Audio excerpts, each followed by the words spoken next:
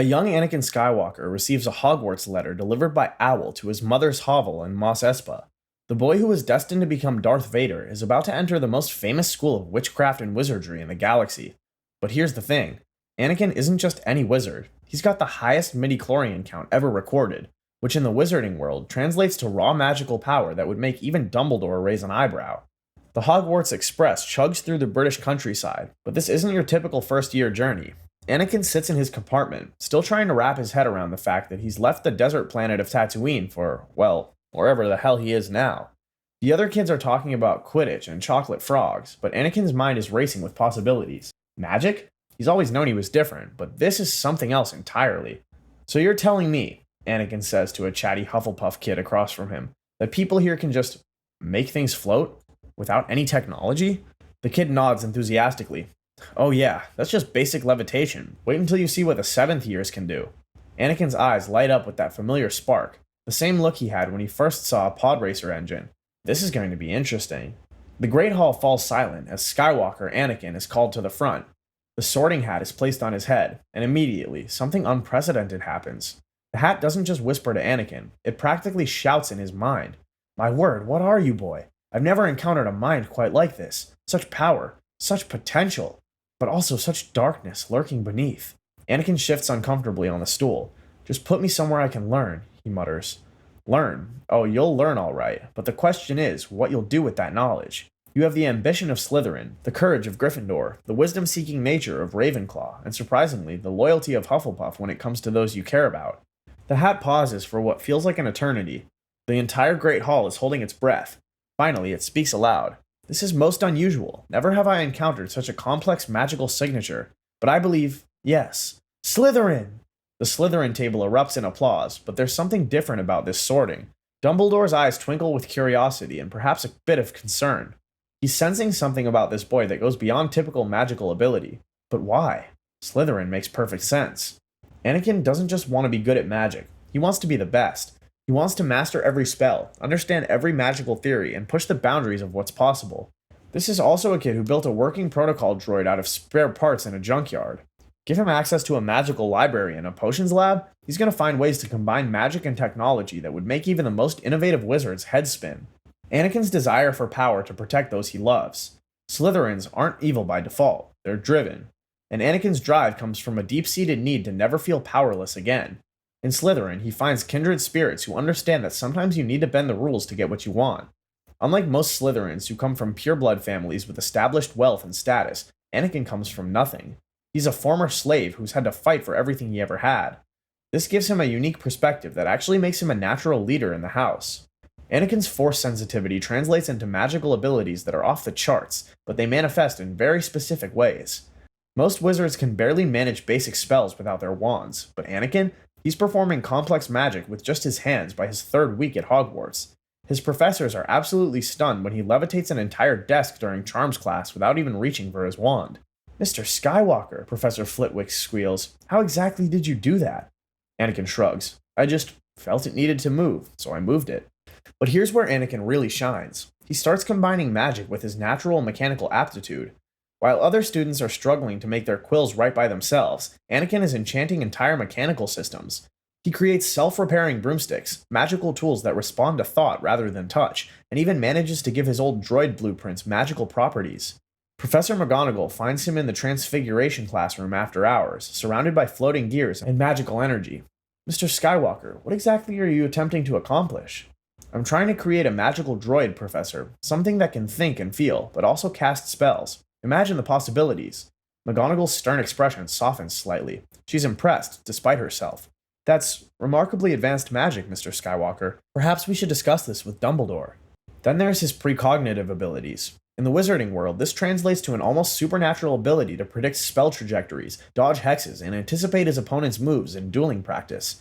He becomes undefeatable in defense against the dark arts practical sessions, not because he knows more spells, but because he always seems to know what's coming next. It's like he can see the future, one of his classmates whispers after watching Anakin dodge a particularly nasty hex without even looking. Maybe he can, another responds, and honestly, they're not wrong. This is where Anakin absolutely dominates. His natural combat instincts, combined with his precognitive abilities, make him a force to be reckoned with. But here's the thing, he doesn't just learn defensive spells, He studies them, breaks them down, and figures out how to make them more effective. Professor Lupin is both impressed and slightly concerned. Mr. Skywalker, your spell work is exceptional, but I notice you tend to modify the spells as you cast them. Can you explain your reasoning? Anakin nods enthusiastically. Well, Professor, the standard shield charm is great, but if you adjust the wand movement slightly and put more power behind it, you can actually reflect hexes back at your attacker instead of just blocking them. Want me to show you? Lupin's eyes widen. Perhaps we should practice that with some safety measures in place first. Potions is interesting because it combines Anakin's mechanical precision with his intuitive understanding of how things work. Snape, being Snape, initially dismisses Anakin as another arrogant Gryffindor type, even though he's in Slytherin, but quickly realizes this kid is something special. Anakin approaches potions like engineering problems. He doesn't just follow recipes, he understands why each ingredient works, how they interact, and what happens if you modify the process. By his second year, he's creating his own potion variations that are more effective than the originals. Skywalker, Snape drawls during one particularly complex brewing session. Explain to me why you added the powdered moonstone before the lacewing flies, when the instructions clearly state the opposite order. Anakin doesn't look up from his perfectly shimmering cauldron. Because the moonstone needs time to dissolve properly, Professor. If you add it after the lacewing flies, it doesn't integrate as well and you lose about 15% potency. This way, the reaction is more stable and the final product is stronger. Snape stares at the cauldron, then at Anakin, then back at the cauldron. The potion is indeed perfect. Better than perfect, actually. 10 points to Slytherin, he says grudgingly. McGonagall quickly realizes that Anakin has an intuitive understanding of how things are put together, which makes him exceptional at transfiguration. He doesn't just change objects, he understands them on a fundamental level. The key, Anakin explains to his struggling classmates, is to understand what you're working with first. You can't turn a matchstick into a needle if you don't understand how both objects function. Feel the wood, understand its grain, its density, then feel what you want it to become. His matchstick doesn't just become a needle, it becomes a perfect needle, sharp and strong, that could actually be used for sewing. McGonagall awards him 20 points and makes a note to discuss advanced transfiguration theory with him. Flitwick absolutely loves having Anakin in class because the boy approaches charms like a scientist. He wants to know not just how to cast them, but how they work, how they can be improved, and what happens when you combine them with other spells.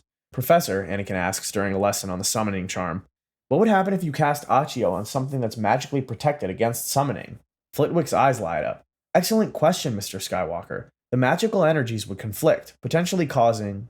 This is probably Anakin's weakest subject, not because he can't do it, but because he finds it boring. Plants don't have moving parts, they don't respond to logical modifications, and they grow at their own pace regardless of how much magical energy you throw at them. Professor Sprout tries to help him see the connections. Mr. Skywalker, plants are actually quite similar to the mechanical devices you're so fond of. They have systems, root systems, circulatory systems, reproductive systems. Anakin perks up slightly. So if I understand the system, I can modify it? Well, not exactly modify, but you can certainly optimize growing conditions, and can I make them grow faster?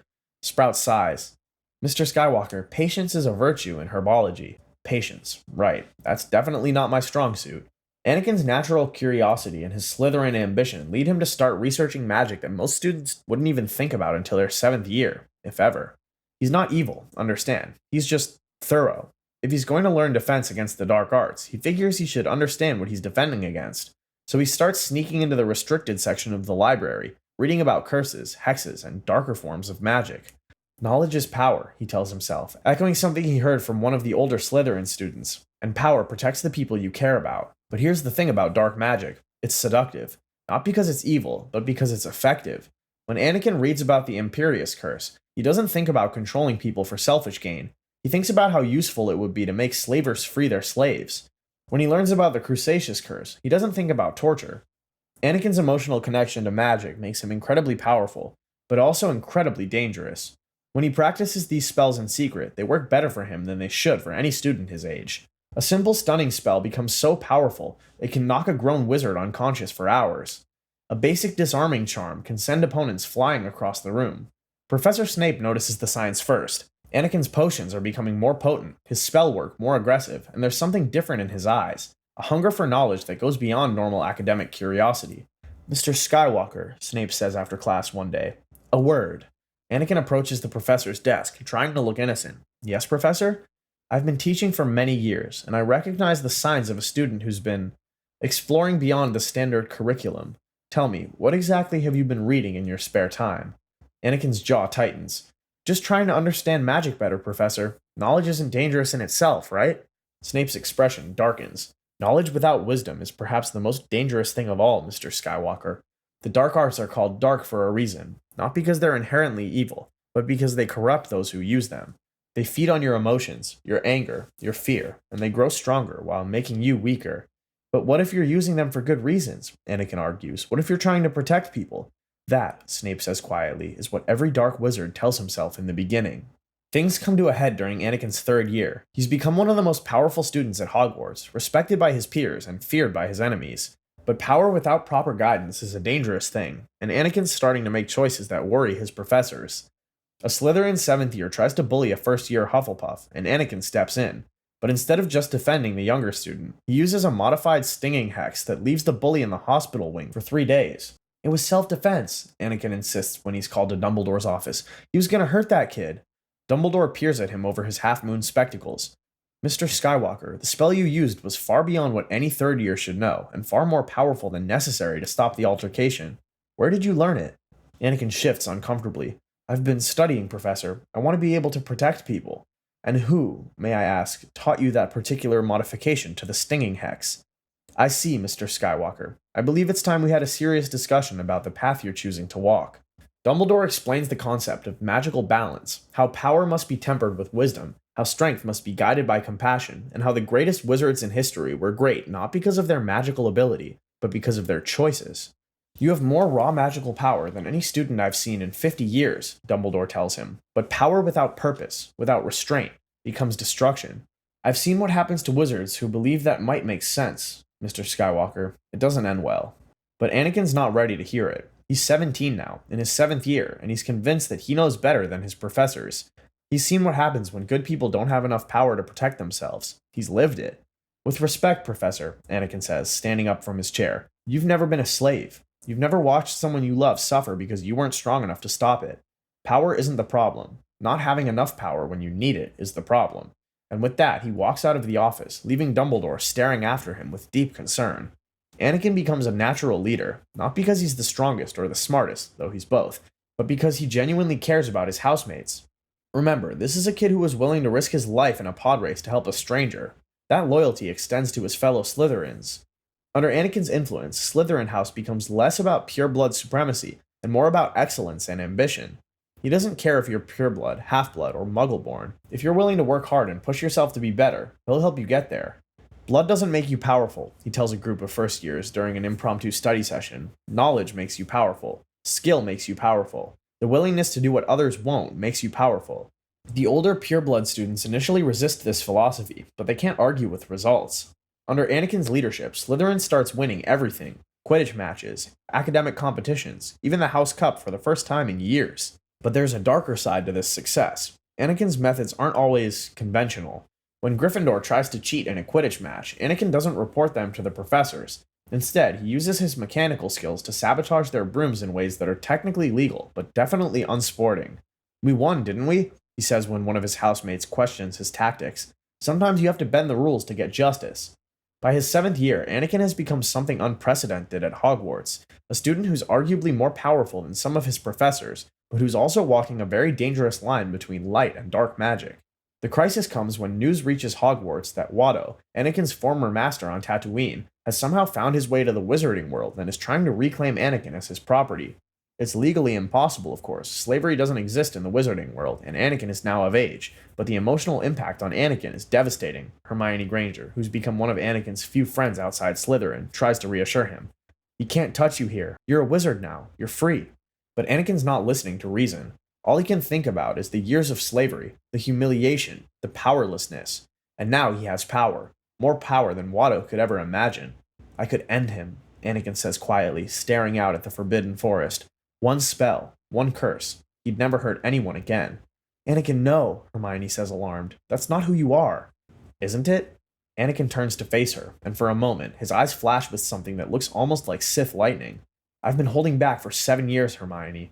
Being good, following rules, trying to be the perfect student. But what has it gotten me? Watto's still out there. There are still slaves on Tatooine. There are still people suffering while I sit in this castle learning about the proper way to transfigure teacups. This is the moment of truth. This is where Anakin either becomes the hero he was meant to be, or falls to the same darkness that would have made him Darth Vader. But here's the thing about Hogwarts. It's not just a school, it's a community, and communities look after their own. It's not Dumbledore who saves Anakin. It's not any of the professors. It's his fellow students, Slytherins who have learned to value merit over blood, Gryffindors who have learned to respect Slytherin ambition, Ravenclaws who've been inspired by his innovative magic, and Hufflepuffs who have seen his loyalty to those he cares about. They surround him in the Great Hall, not to stop him, but to remind him who he really is. "You taught me that power comes from knowledge," says a young Slytherin first year, "but you also taught me that knowledge without compassion is just cruelty. You showed us that being ambitious doesn't mean stepping on others," adds a Ravenclaw. "It means lifting everyone up with you. You proved that Slytherins can be heroes too," says a Gryffindor who'd initially dismissed Anakin because of his house. "Don't prove us wrong now." And in that moment, surrounded by friends who see him not as the chosen one or as a potential Dark Lord, but just as Anakin, he makes his choice. He chooses the light. Watto is dealt with through proper legal channels. The Ministry of Magic, horrified to learn that slavery still exists in some parts of the galaxy, launches an investigation that eventually leads to the liberation of countless beings across multiple worlds. Anakin's mechanical and magical innovations become the foundation for a new type of magic that combines the best of both worlds. He graduates as head boy, the first Slytherin to hold the position in decades. His NEWT scores are the highest in Hogwarts history, but more importantly, he graduates as someone who understands that true power comes not from what you can destroy, but what you can protect and create. Years later, Professor Skywalker, he takes over the Defense Against the Dark Arts position, naturally, is known throughout the wizarding world as one of the greatest teachers Hogwarts has ever seen.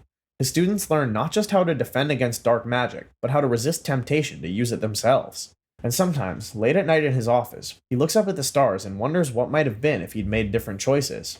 But then he hears laughter from the Great Hall, sees his students helping each other with their homework, and knows that he chose correctly. The boy who could have become the galaxy's greatest villain instead became one of the greatest protectors. And it all starts with a simple letter delivered by Owl to a slave hovel on a desert planet far, far away. If you enjoyed this deep dive into the wizarding world, you're going to love my next video where we explore what would happen if Luke Skywalker had to face the Triwizard Tournament. Trust me, when you see how he handles dragons with nothing but the Force and a lightsaber, your mind is going to be blown. Until next time, may the Force be with you, and may your magic always choose the light.